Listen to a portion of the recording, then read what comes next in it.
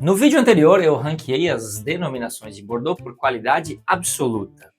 Mas e André, e o custo-benefício? E os preços? Pois é, aí muda um pouco. São as mesmas denominações, mas agora não importa o teto de qualidade.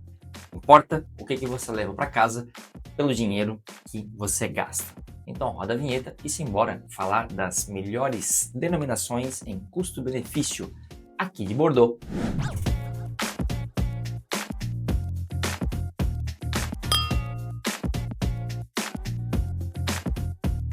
E se você caiu por aqui de paraquedas, o meu nome é André Wiggers, eu sou sommelier e eu sou formado e moro aqui em Bordeaux. Neste canal aqui eu partilho toda essa minha paixão por vinhos e tudo que envolve este universo maravilhoso. Óbvio, com foco muito mais em vinhos franceses e de Bordeaux, porque é aqui que eu estou, certo? Então se você curte aí o meu conteúdo, por favor, deixa aí o seu like, comenta sempre que possível e inscreva-se, ok? Porque isso aí é importante demais para que eu possa continuar produzindo conteúdo por aqui. Recados dados, vamos nessa! Muito bem, antes de entrar na lista, deixa eu explicar aí uma coisa. Porque se você ainda não viu o vídeo anterior, talvez valha a pena ver aquele antes, tá? Eu acho que vai te ajudar a entender melhor esse daqui. Mas, se não é o caso, pelo menos veja os dois, porque um sem o outro vai com certeza ficar incompleto aí na sua compreensão, tá bem? Entrando agora nesse vídeo aqui, vamos falar de custo-benefício, e eu quero deixar bem claro que custo-benefício não é só preço baixo, tá? É a relação entre o que você paga e o que você pode encontrar ali na sua taça. Aliás, se você não percebeu, eu evito bastante falar de preço nos meus vídeos. Porque os preços no Brasil são muito distorcidos por uma série de coisas que eu não consigo nem discutir na sua totalidade aqui. Eu estou falando de vinho francês, que no Brasil geralmente é sempre mais caro. Então não adianta vir, tipo, me dizer, ai André, mas você está chamando aí de custo-benefício vinhos que custam em média 400 ou 500 reais. Considerando o contexto de um vinho francês com esse preço no Brasil, se ele for bom, provavelmente é um bom custo-benefício sim, tá? São realidades de preço diferentes, infelizmente, mas a gente vai estar falando dos mesmos vinhos. Não culpem o mensageiro apenas por transmitir a mensagem, tá bem? Esses vinhos que vão custar aí nessa média 400, 500 reais no Brasil, aqui na Europa custam uns 15, 20 euros, ok? Para padrões europeus, não é nada absurdo, mas também não é um vinho baratinho, viu? Porque 15, 20 euros compram aí 2 ou 3 almoços no supermercado, ou seja, não é nada. O que vai mudar em relação àquilo que eu fiz no vídeo passado, de qualidade absoluta, é bem simples. Porque as denominações que tinham poucos vinhos extraordinários, mas uma média mais baixa, vão cair. E as denominações que vão entregar uma consistência, uma qualidade, mesmo sem ter nada de extraordinário, preço mais razoável, vão acabar subindo. Então, para simplificar, eu também acabei criando aí 4 níveis e não mais 6, como eu fiz no outro vídeo. O que a gente vai ter aqui é custo-benefício baixo, médio, alto e excepcional. Vamos nessa? Então vamos falar do custo-benefício baixo, onde você paga mais do que recebe. Bordeaux genérico, Bordeaux supérieur, Entre-deux-Mers, Médoc, Côte de Bourg, Blaye Côte de Bordeaux, Saint-Emilion genérico. Enfim, não tem surpresa nenhuma aqui. Tudo que estava lá no nível E e D do ranking de qualidade vai continuar aqui no fundo. E por quê? O nome Bordeaux no rótulo ainda cobra um pedágio que o vinho não justifica. Você paga pelo prestígio da região e não pelo que está ali na sua taça. Eu diria o seguinte, se é para você comprar Bordeaux genérico aí a 150 reais, compra então um chileno por 60 pila. Esse Bordeaux aí, ele só não custa 60 no Brasil porque ele vem da França. E tudo é mais complexo na parte tributária. E sim, por ser francês, eu preciso ser honesto com vocês, há uma tendência do mercado brasileiro a cobrar um pouco mais também por esse vinho.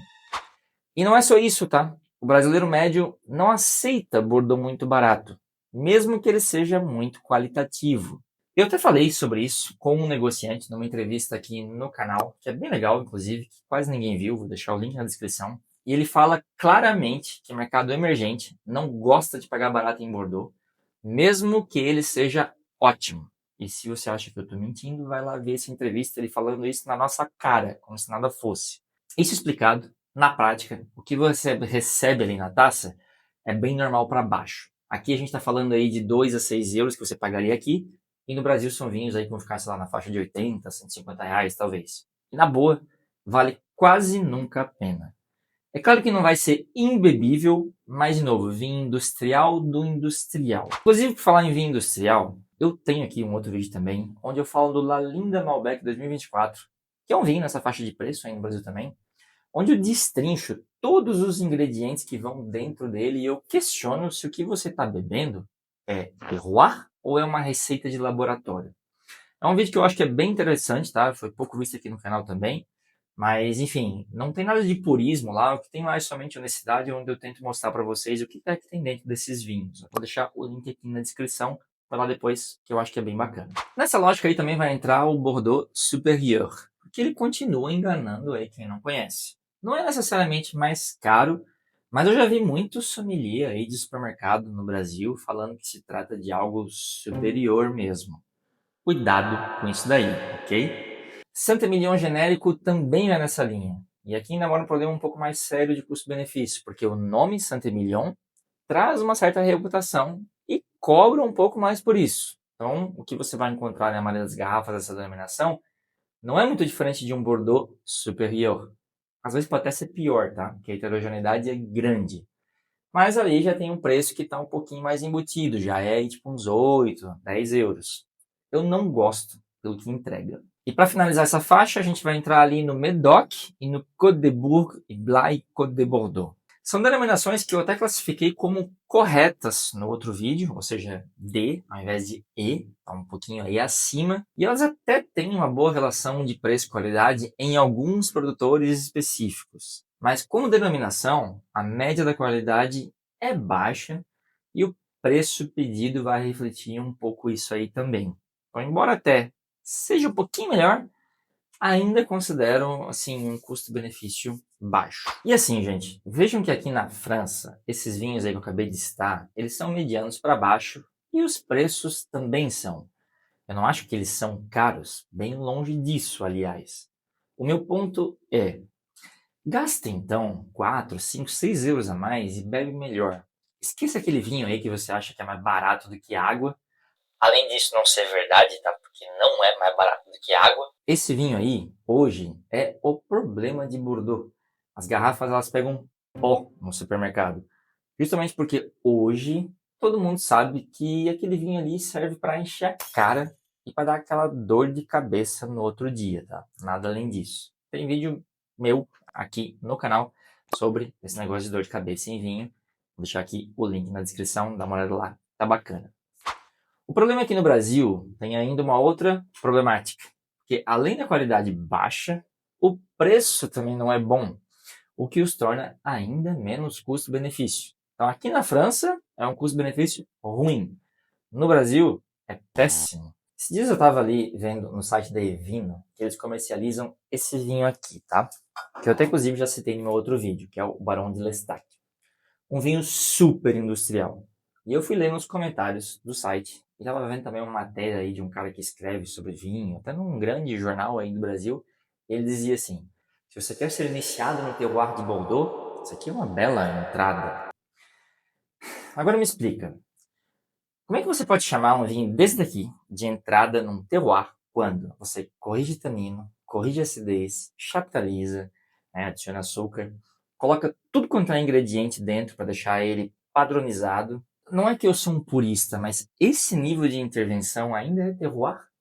Não que você esteja bebendo também muito terroir do Chile ou da Argentina quando você paga isso super barato nos vinhos lá de 60 pila deles também, tá?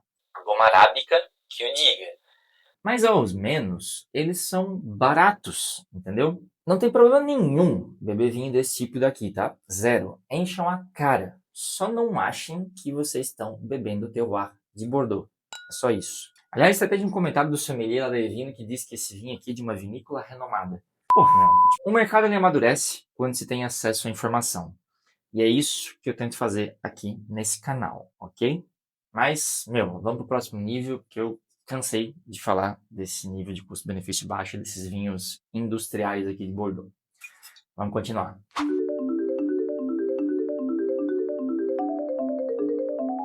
Se você já viu o vídeo anterior, talvez você vai olhar aqui agora para essa lista e vai pensar, sério? Médio quer dizer entrega o que cobra. Para que você receba, você precisa pagar. Simples.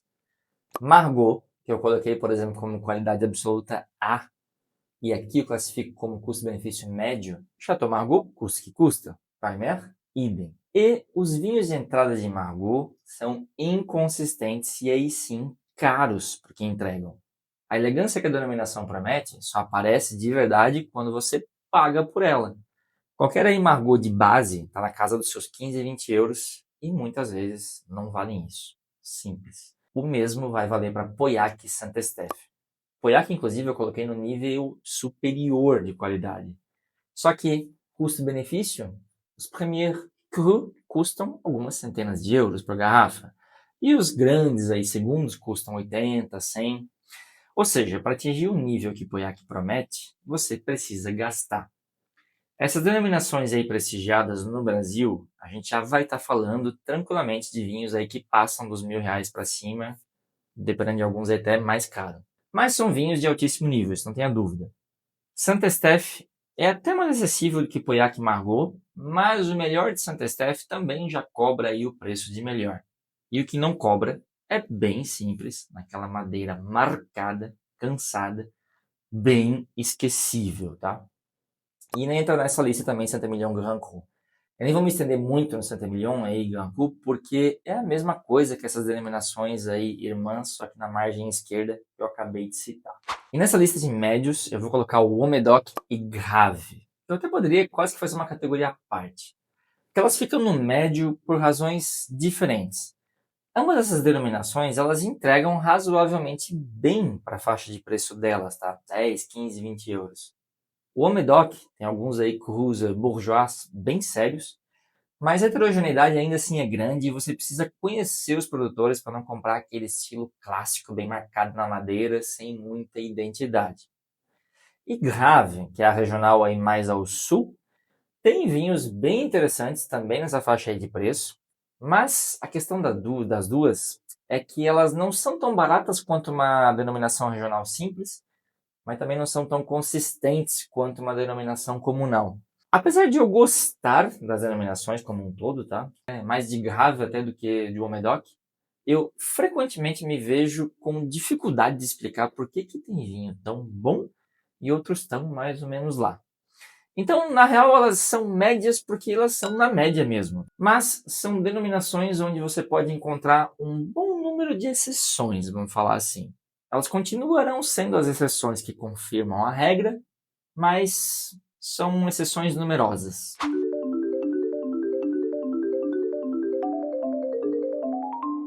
Ah, muito bem. Agora então vamos entrar no campo que eu considero o nível de alto custo-benefício.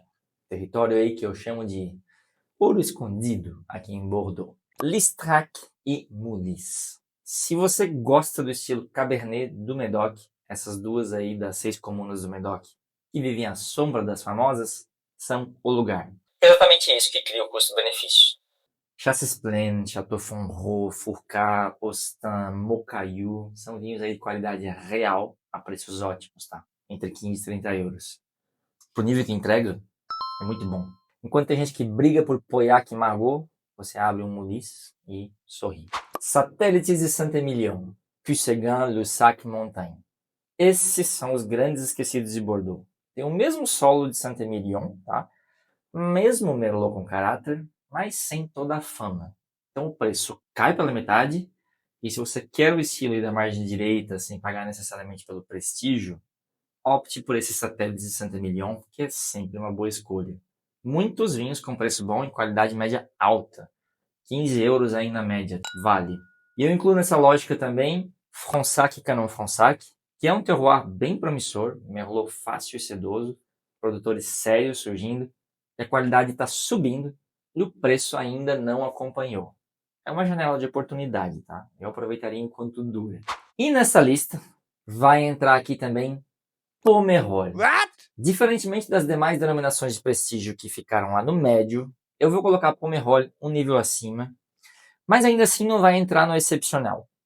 E embora ela esteja como excepcional em qualidade máxima, como eu citei no vídeo anterior. E ela só não está aqui porque os grandes nomes de Pomerol, não é que eles são caros, tá?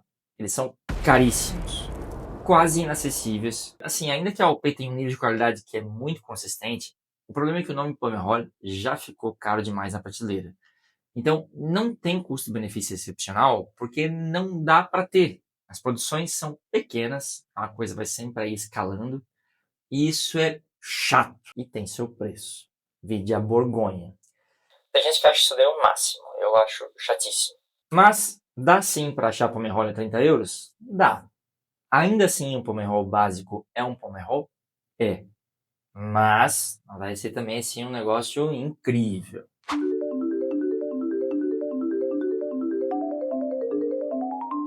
Custo-benefício excepcional, que entrega muito mais do que cobra. 3 denominações e eu defendo cada uma com convicção.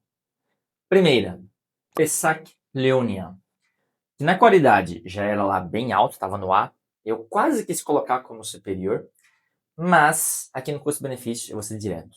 É a denominação excepcional, com vinhos de altíssimo gabarito e um preço, comparado com os equivalentes aí mais prestigiados, muito mais acessível. Mesmo para os grandes nomes que tem lá dentro, tá? Quase toda pessoa que eu sirvo um Pessac Léognan gosta. É um vinho sempre bom e bem feito. Na faixa aí de 10 a 20 euros você vai achar muita coisa boa. Pessac Léognan costuma agradar muito também porque é um vinho que tem um perfil que equilibra bem Merlot e Cabernet. Agrada quase todo mundo. E o que realmente vai selar o argumento são os brancos de Pessac Léognan. São os melhores brancos secos de guarda de Bordeaux. E a preços que, para o nível que entregam, são também realmente bons. Se você não tem Pessac Léognan na sua adega ou na lista das suas próximas compras, você está deixando dinheiro na mesa e qualidade fora da sua taça. Não tem nada mais para falar, Pessac Léognan vai fundo. 2. Castillon Côte de Bordeaux. Essa é uma das denominações com história aí mais interessante nos últimos anos de Bordeaux. Os mesmos sólidos do Saint-Émilion, inclusive uma extensão de Saint-Émilion, está no platô calcário e tem um produtor aí com muito engajado, fazendo vinho com muita identidade, com terroir real. Preço? Metade, às vezes menos do que você pagaria por um Saint-Émilion Grand Cru. Castillon é uma das minhas recomendações mais convictas de custo-benefício em Bordeaux. Uma denominação dinâmica, que se reinventou e que ainda tem espaço para crescer. 10 a 20 euros eu diria que você vai estar muitíssimo bem servido em Castillon. E por fim, precisava de um representante no Medoc, aí de melhor custo-benefício, e vai ser o quê? Saint-Julien. A denominação que é a minha favorita do Medoc, e não é à toa. É a mais consistente de toda a margem esquerda, sem um ponto fraco real. Ela estava no A ali no ranking de qualidade, mas vai aqui para excepcional fácil no ranking de custo-benefício. Léoville-Las-Cases, Ducrot-Beaucaillou, Léoville-Poix-Ferré, Léoville-Barton, Gros-Larose, Bechevel, Lagrange, Talbot, são vinhos que são segundos crus, mas que entregam qualidade de premier e a preços, que dentro do contexto do Medoc, são razoáveis. Não são vinhos baratos, tá ok? Aqui a gente está falando de uma média da denominação de 50 euros, mas a qualidade é de 100 para cima, frouxo. Se você vai numa loja e vê Saint-Julien, já tem uma garantia implícita de qualidade. Isso aí tem muito valor. São Bordeaux na sua elegância e muito, muito bem feitos. Eu nunca bebi um ruim, tá? Juro mesmo. Pode ir fundo. Muito bem, então a gente tem aqui dois rankings, duas lógicas diferentes. E de novo, se você não viu o meu vídeo lá primeiro, vai lá e vê agora, ok? Eu acho que é o momento. Agora eu vou fazer um prólogo aqui, que eu quero dizer como é difícil falar de preço em vinho. Eu sempre evito, porque além de todas as diferenças culturais e problemáticas que envolvem o Brasil, etc., o barato ou não, para um, pode não ser necessariamente para o outro. Então essa lista ela tem muito a ver comigo e com o meu pensamento. Isso não é necessariamente a realidade em si, mas sim a minha visão dela. Deu para entender? O que eu quero que fique de lição desses dois vídeos aqui para vocês é o seguinte. Bordeaux é grande demais para ser tratada como um bloco único.